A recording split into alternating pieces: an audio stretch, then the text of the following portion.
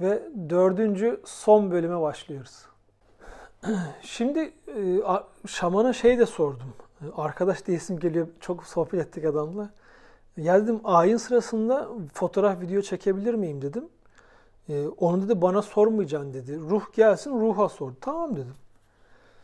Neyse bu artık hazırlıklarını yaptı. Ateş yakıldı. Masa düzenlendi. Üstüne giydi tek tek. Yani bu süreç ama gerçekten öyle belki de bir saat falan sürüyor. Öyle hadi biz ayin yapalım demeyle olmuyor.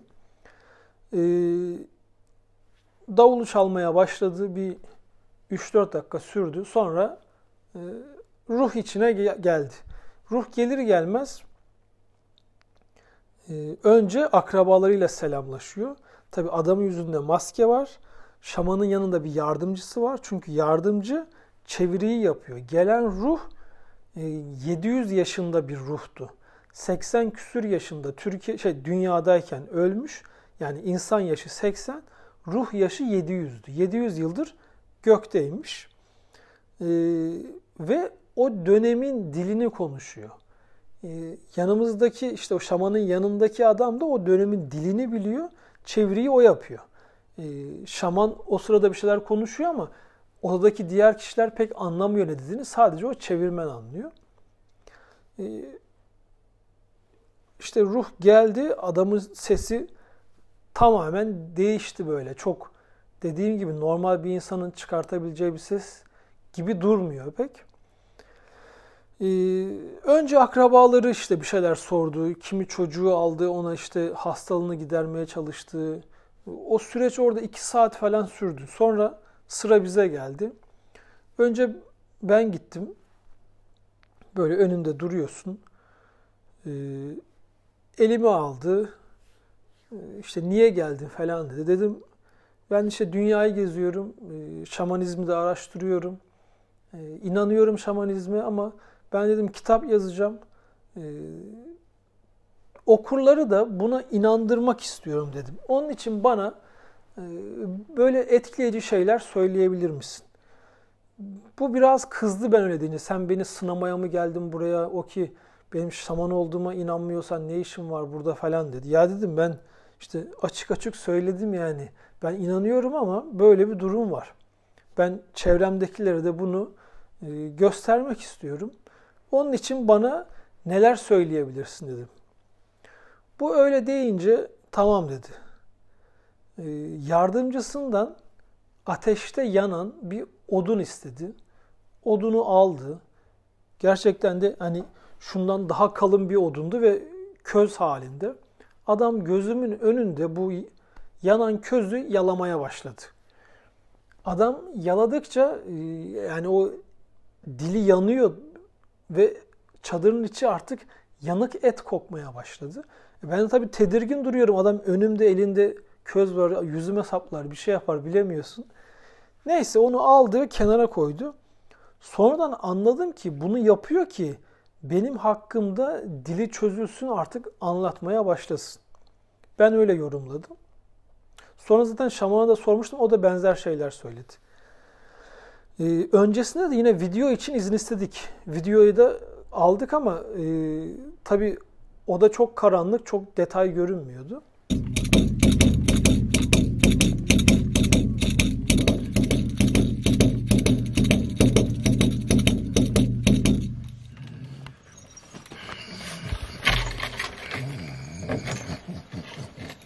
아무런 누워 아무것도 모르겠지 누워.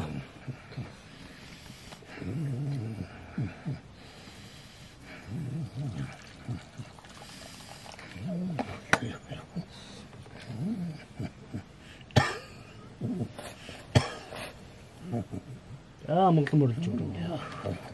아, 부셔야 돼. 부시가 여기 나와? 부셔야 돼.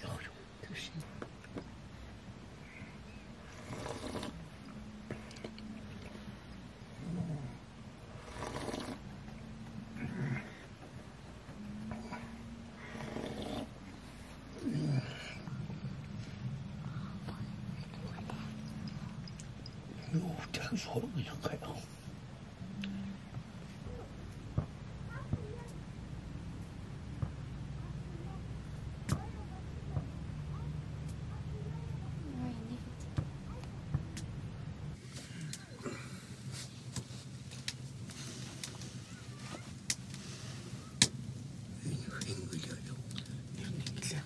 Mehmet. Mehmet Genç. Mehmet Genç oğlan. Mehmet gitkinlerin genç gitkin avgan oğlan.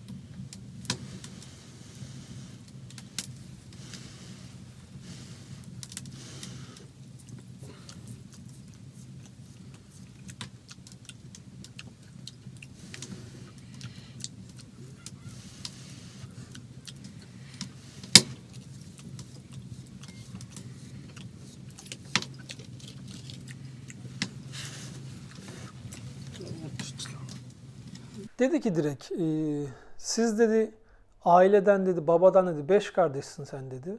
Sen buradasın dedi. Diğer 4'ü Türkiye'de dedi. Türkiye'de yaşıyor dedi. Doğru. 3 erkek, 2 kız kardeşsiniz dedi. O da doğru. Yani şimdi düşünün. Moğolistan'ın köyünde bir çadıra gidiyorsun. Hiç seni tanımayan, bilmeyen biri böyle şeyleri söylemeye başlıyor. Sonra dedi, sen kim hakkında bir şey öğrenmek istiyorsun dedi. Ya dedim, ta dedim abim hakkında, büyük abim hakkında ne söyleyebilirsin dedim. Şimdi ben böyle sordukça bu her sormadan sonra şu hareketleri yapıyor. Tut tut tut tut tut tut tut tut tut tut tut. O sırada yani sanki yukarıyla iletişim kuruyor, geri geliyor gibi. 3-5 saniye bu hareketleri yapıyor. Sonra soruma cevap veriyor. Dedi senin abin dedi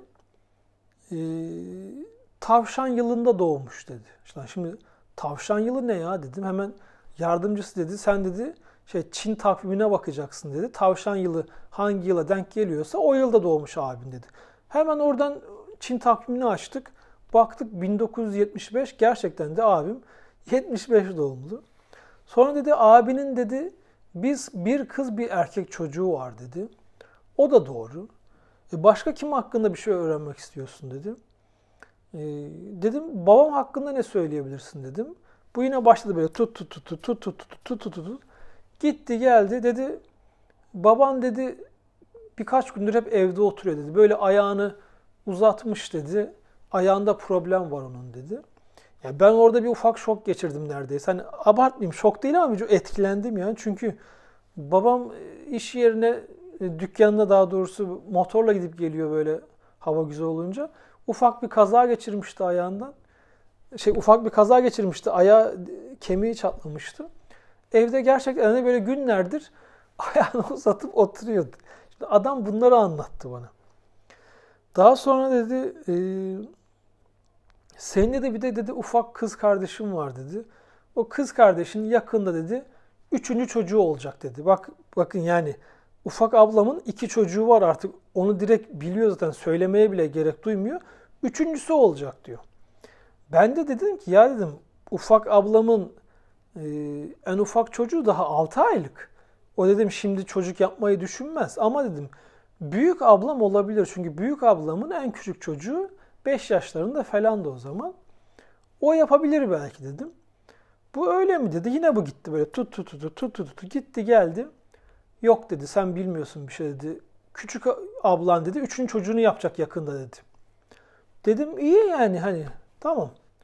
Akşam ben ablamı aradım.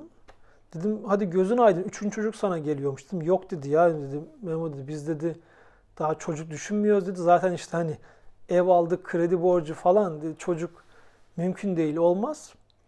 Ben bu konuşmadan 1-2 ay sonra Türkiye'ye döndüm. Ve geldiğimde ablam bana dedi ki hamileyim dedi. 3. çocuk olacak dedi. 3. çocuk sağ salim dünyaya geldi. Hatta Şaman orada 3. çocuğun cinsiyetini bile söylemişti ama onu not almayı unutmuşum. Videoda tabii çok uzun oluyordu. Oralarında çekmemişiz. Bu anlattığım şeyler yaklaşık 2 saat sürmüştü. Yani Şaman 3. çocuğu da bildi. Sonra dedi bana başka bir şey söyleyeyim mi? Dur bakayım ailem hakkında. Yok. Bana dedi sen niye evlenmedin dedi bu yaşa kadar. Yani arkadaş dedim ya nereye gitsem evlilik soruyorlar.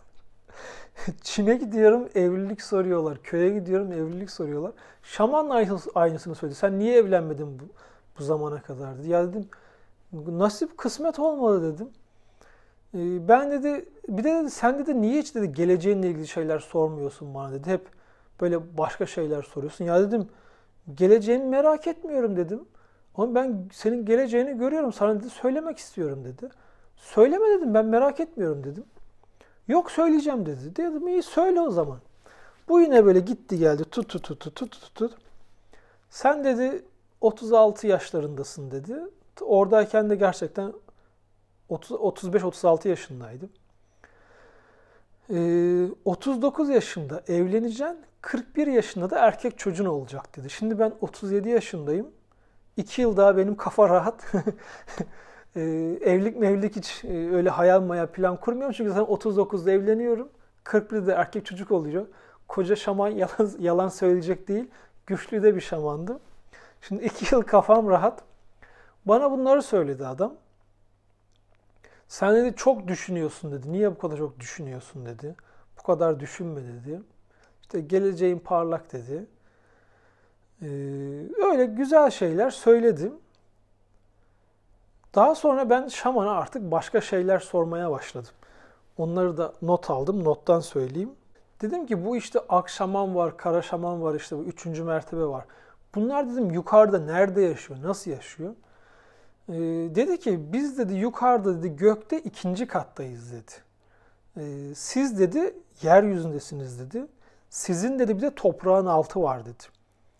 Biz 2. kattan sonra dedi bir üste çıktığımız zaman dedi ondan sonra artık dedi ne de bizim o 1. 2. kattaki ne yeryüzündekilerle iletişimimiz olamıyor dedi. Onlar dedi tamamen bambaşka bir alemde yaşıyorlar dedi. Ora hakkında bizim de bilgimiz yok dedi. Peki dedim bu ak şaman, kara şaman nasıl oluyor? Yukarıda nasıl yaşıyorsunuz dedi. Ya dedi bunları dedi anlatmak çok zor dedi. Çünkü dedi senin dedi kapasiten bunu algılayamaz dedi. Biz de dedi normal bir insan nasıl yaşıyorsa biz de yaşıyoruz dedi. Bizim de yukarıda ailemiz var. Biz de yiyoruz, içiyoruz ama sen bunu idrak edemezsin dedi. Nasıl olduğunu, bizim formumuz nasıl bunu sen anlayamazsın dedi. Yukarıda dedi hani sizin anlayacağınız şekilde eyalet sistemi gibi bir şey olduğunu düşün dedi. Ak şamanların bulunduğu 55 tane bölge var. Kara şamanların bulunduğu 44 bölge var. Bu 3. derece şamanların bulunduğu 33 bölge var. Kızıl en güçlü şamanlar ise yukarıda her yerde olabiliyorlar. Onların ayrı bir bölgeleri yok dedi. Bu rakamları birebir adamın söylediği rakamlar. Bunların bir anlamı var mıdır bilmiyorum. Bizim de aynı hayvanlarımız var diyor. Biz de çalışıyoruz diyor.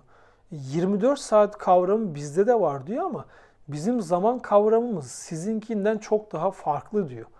Yine aynı şeyi söylüyor. Yani senin kapasiten bunları anlamaya yetmez diyor. Normal bir insan bunları idrak edemez diyor. İşte yaşını sordum. Ben diyor 86 yaşındayken dünyada öldüm diyor. 700 yıldır da yukarıdayım diyor. Benim diyor ruh yaşım 700 dedi. Şeyi nasıl seçiyorsunuz dedim. Yani gelen nasıl diyeyim o şamanı nasıl belirliyorsunuz? Nasıl ruh olarak aşağı iniyorsunuz? O kişi olacağına nasıl karar veriyorsunuz dedim. Yani dediğim gibi eğer sülalesinde öyle biri varsa biz iyi olan kişiye gidiyoruz diyor. Kötü olan kişiye şaman ruhu gitmiyormuş. Adam yani bu ruhun ya da işte o gelen şeyin bana söylediği bunlar. Şimdi diyor ki benim diyor yeryüzündeki diyor temsilcim diyor bu şaman diyor. Eğer diyor o şaman kötü bir şey yaparsa diyor yukarıda diyor benim üstümdekiler beni cezalandırıyor diyor. Onun için o şaman kötü bir şey yapamaz diyor. Yapmaması için ben uğraşıyorum diyor. Ruh olduktan sonra artık tekrar dünyaya böyle fiziki olarak gelemiyorsun diyor. Ancak diyor böyle ruh olarak gelebiliyorsun diyor. Bir yerden sonra işte anlattığım gibi o 2. kattan sonra bir üste çıktığında zaten alt tarafla bütün ilişkileri kesiliyormuş. Cennet cehennemi sordum. Cehennem için cehennem diyor yerde oluyor diyor. Yani toprakta oluyor diyor. Göğe çıkmıyor diyor cehennem tarafı ama cennet için not almamışım ya. Cenneti de sormuşumdur aslında ama cennet için ne dedi bilmiyorum. Ve ben böyle bu kadar çok sorunca en sonunda ruh dedi ki sen dedi madem bu kadar çok ilgileniyorsun ben burada bunları sana anlatamam dedi ama istersen dedi bunları sana böyle fiziki olarak gösterebilirim dedi. Yani o doğaüstü güçleri de görebilirsin dedi. Yapacağımız şey dedi şamanla beraber dağa gideceğiz. 3-4 gün o dağda kalacağız. Ancak orada ben sana bunları gösterebilirim. Böyle burada insanların içinde, bu çadırda, bu bölgede bunlar olmaz dedi. Benimle birlikte dağa gelir misin dedi. Ama dedi geceleri yapacağız dedi bu ayini ve korkmayacaksın. Orada benimle birlikte kalacaksın. Ben sana her şeyi bunları detayıyla göstereceğim, anlatacağım dedi. Şimdi tabii öyle söyleyince ben bir düşündüm.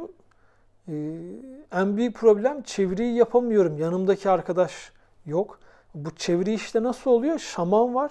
Şamanın yardımcısı var. Şamanın yardımcısı bizim o Moğolistan'daki arkadaşın yardımcısına çeviriyor. O arkadaş bana çeviriyor. Yani arada 3 kişi var. Yani o 3 kişinin sırf benim için dağa gidip 3-4 gece kalması çok mümkün değildi. Ne yalan söyleyeyim, biraz da tırstım yani. Hani çok da gitmeyi tercih etmedim. İşte o artık ruha, şamana dedim böyle yani ben tamam belki kalabilirim ama dil problemi var. Bunu nasıl aşacağız? O arkadaşlar gelemez dedim. Onu öyle geçiştirdim. İşte o gelen ruha yaşadığı dönemle ilgili şeyler sordum. O da yine aynı şeyleri söyledi. Gerçekten de diyor ki ben diyor 700 yıl önce aynı bu bölgede yaşıyordum zaten diyor. Sonra öldükten sonra işte ruh olarak yukarı çıktım diyor. Ben şimdi size üzülüyorum, acıyorum ben size diyor. Hep diyor doğayı katlediyorsunuz diyor. Aslında doğa bizim için çok önemli diyor. Paraya çok değer veriyorsunuz diyor. Çok işe güce çalışıyorsunuz. Ben şimdiki insanlara üzülüyorum dedi. Şaman ya da ruh. Bizim zamanımızda her taraf sulaktı, yeşillikti. Sonra diyor hep siz diyor oraları diyor yıkıp diyor şimdi binalar yapıyorsunuz diyor. Adam bayağı güncel konulara böyle değindi. Benden sonra bizim o diğer inşaat mühendisi dediğim arkadaş ve eşi de bir şeyler sordu. Onlara da gerçekten onların ailesiyle ilgili böyle ki orada kimsenin bilemeyeceği şeyleri söyledi ve onlar da fazlasıyla şaşırdı. Hani o detaylara çok girmeyeyim artık. Ayin bittikten sonra ya da bitmeden önce şaman o başta gösterdiğim ucu üçgen metal şeyi közden çıkardı ve yine yalamaya başladı. Yani yalayınca bildiğin duman çıkıyor adamın ağzından ve et kokuyor ortalık. Sonra o yaladığı şeyi böyle hepimizin işte vücuduna yaklaştırarak böyle kutsar gibi hareketler yaptı. Yani o ayin benim bugüne kadar yaşadığım en güçlü ayindi. Yani en iyi şaman tecrübesiydi. Bu anlattıklarım belki ne bileyim çok etkileyici gelmeyebilir size ama inanın gerçekten başınıza geldiğinde düşünün. Bir yere gidiyorsunuz ve adam size sizin hayatınızla ilgili neredeyse her şeyi söylüyor. Hani gelecekle ilgili bilgi veremez. Ona çok inanmıyorum ama 3. çocuk olayı bir şekilde onu da bildim. Tabii şeyi bilemiyorum. Bu ruh çağırdığını söylüyor ama kimileri o gelenin ruh olmadığını, işte cinlerin o şamanı kullandığını, cinlere danıştığını söylüyorlar. Bilmiyorum, doğru olabilir. Ruh da geliyor olabilir. Tabii bunun için kesin bir şeyler demek zor ama şuna eminim yani bu şamanların bazı güçleri var. İşte iyi şaman var, kötü şaman var, güçlüsü var, güçsüzü var.